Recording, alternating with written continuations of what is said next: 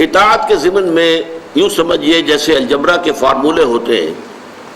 ان فارمولوں کے طریقے سے ایک بات نوٹ کر لیجئے۔ حضور نے فرمایا صلی اللہ علیہ وسلم لا طاعت لمخلوق فی معصیت الخالق، مخلوق میں سے کسی کی اطاعت نہیں کی جائے گی جس سے خالق کی معصیت لازم آتی ہے۔ آپ کے والدین وہ بھی مخلوق ہیں، وہ اللہ کے حکم کے خلاف حکم دے نہیں مانیں گے آپ، حالانکہ ہے والدین کے ساتھ نیک سلوک کرو، فرما برداری اچھی بات ہے، ان کی خدمت کرو، لیکن نہیں اللہ کے حکم کے خلاف کوئی حکم دیں گے تو نہیں مانا جائے گا۔ آپ کے اساتذہ ہوں، آپ کے بزرگ ہوں، آپ کے حاکم ہوں، کسے باشد لا طاعت لمخلوق فی معصیت الخالق، اطاعت مطلق صرف اللہ کے لیے، باقی سب کی اطاعت اللہ کی اطاعت کے تابع ہوگی، اللہ کی اطاعت کے دائرے کے اندر ہوگی، جس سے اللہ کا کوئی حکم نہ ٹوٹتا ہو، اللہ کی شریعت کا کوئی حکم جو ہے پامال نہ ہوتا ہو، تب تو اطاعت کی جائے گی۔ ورنہ اگر کسی کے بھی کسی حکم سے، وہ حاکم ہو، وہ آپ کے استاذ ہوں، وہ آپ کے والدین ہوں، بڑے ہوں، بزرگ ہوں، خاندان کے لوگ ہوں، کوئی ہو، اگر آپ نے ان کی بات مان لی، ایسی بات کہ جس سے اللہ تعالیٰ کے کسی حکم کی نفی ہو گئی، اللہ تعالیٰ کی کسی حکم کی جو ہے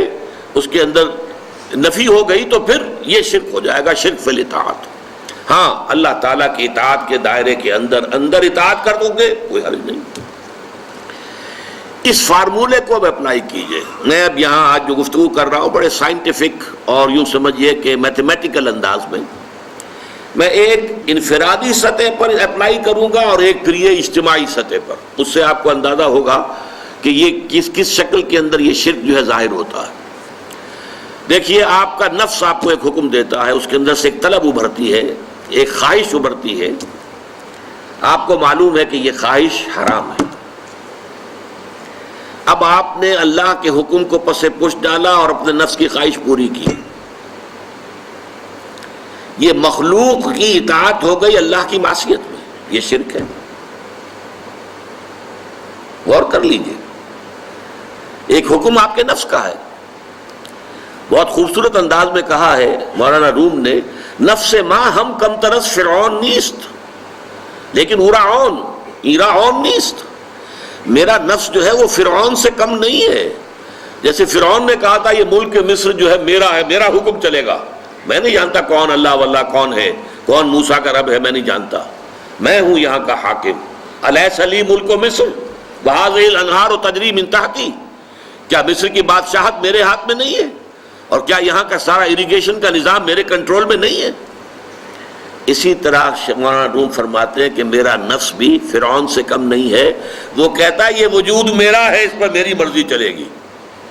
میں نہیں جانتا کیا حلال اور کیا حرام اور کیا جائز اور کیا ناجائز اور کیا صحیح اور کیا غلط، میری خواہش پوری کرنی ہوگی۔ درمیان قار دریا تختہ بندم کر دئی، باز بھی گوئی کے دامن ترمکن ہوشیار باش۔ اللہ تعالیٰ نے انسان کو بہت بڑے امتحان میں ڈالا ہے، بہت بڑے امتحان میں ڈالا ہے۔ وہ امتحان ہے جس کے بارے میں سورہ احزاب کے آخر میں کہا گیا، انسان نے یہ مقام جو ہے خلافت کا اور اللہ تعالیٰ کی طرف سے ادا کردہ جو اختیار دیا گیا اللہ کی طرف سے ودیعت شدہ، یہ سارا انسان نے سنبھالا ہے، اس لہذا اس کی اب آزمائش بڑی کڑی ہے۔ نفس کے حکم کی پیروی جس سے کہ اللہ کے حکم کی مخالفت ہو جائے، یہ شرک ہے۔ اب دیکھیے میں قرآن سے آپ کو اس کے لیے ثبوت دیتا ہوں۔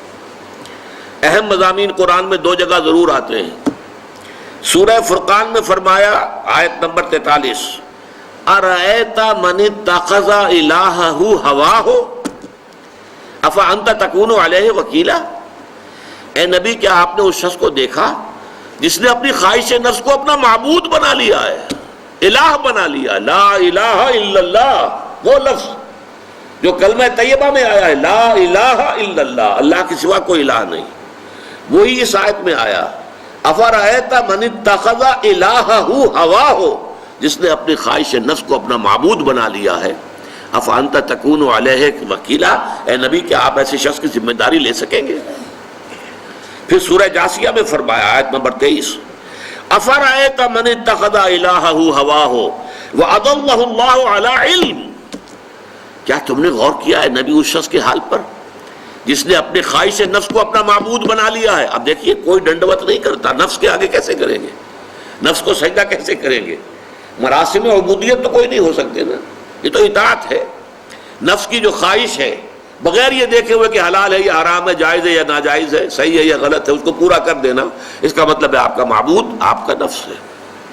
اور یہ قرآن مجید کی 2 آیات سے میں نے ثابت کر دیا کہ یہ نفس الہ بن جاتا ہے۔ دعویٰ ہمارا ہے لا الہ الا اللہ، لیکن ارأیت من اتخذ الہہ ہواہ، افرأیت من اتخذ الہہ ہواہ، بعین ہی انہی الفاظ میں 2 مرتبہ یہ مضمون آیا۔ یہ ہے در حقیقت نفس کو اپنا معبود بنا لینا۔